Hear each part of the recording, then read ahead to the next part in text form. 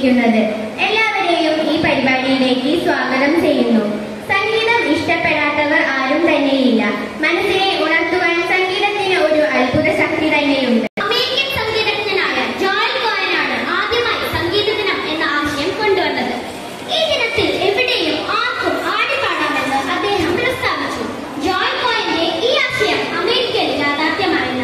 എന്നാൽ 6 വർഷങ്ങൾക്കു ശേഷം ഫ്രാൻസിൽ ഈ ആശയം നടപ്പാക്കി. ഫ്രഞ്ച് മന്ത്രാലയത്തിലെ സാംസ്കാരിക മന്ത്രിയായിരുന്ന ജാക്ക് ലാങ് ആണ് ജൂൺ 21 സംഗീത ദിനമായി നിർദ്ദേശിച്ചത്.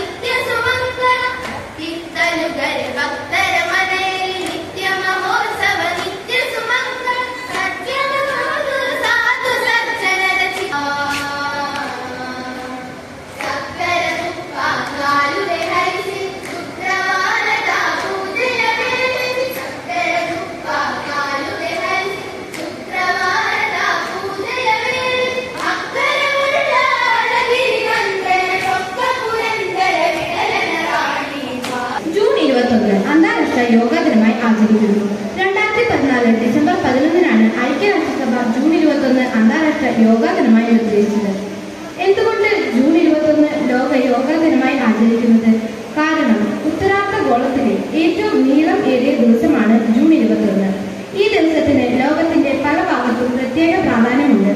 യോഗ കേവലം ഒരു വ്യായാമം മാത്രം. യോഗയെക്കുറിച്ചും എങ്ങനെയാണ് യോഗാ ദിനം ആചരിക്കുന്നതിനെ കുറിച്ചും ഒക്കെ പറഞ്ഞില്ലേ? ഇപ്പൊ നമ്മള് സാധാരണ പ്രാണായാമത്തെ കുറിച്ചും മെഡിറ്റേഷനെ കുറിച്ചൊക്കെ കേട്ടിട്ടുണ്ടായിരിക്കും. നിങ്ങൾ കേട്ടിട്ടില്ലേ? അപ്പൊ ഇവിടെ എങ്ങനെയാണ് നമുക്ക് പ്രാണായാമം അറിയുന്നത്? അത് ശാസ്ത്രജ്ഞരൊരു റിസർച്ച് നടത്തിയപ്പോ അറിഞ്ഞത് ഏറ്റവും സാവകാശം ശ്വാസം എടുക്കുകയും 2, 3 അടച്ചു വെക്കുക, വലത് മൂക്കിലൂടെ ശ്വാസം വിടുക. 1, 2, 3, 4, 5, 6 ഇതാണ് എക്സസൈസ്. ഇത് നിങ്ങൾ ഇരുന്ന് കഴിഞ്ഞാൽ നമുക്ക് ശ്വാസം ചെയ്ത് കഴിഞ്ഞാൽ നമുക്ക് അതിന്റെ ഒരു കോൺസെൻട്രേഷൻ ലെവൽ നമ്മുടെ വർദ്ധിക്കാനായിട്ട് സാധിക്കും.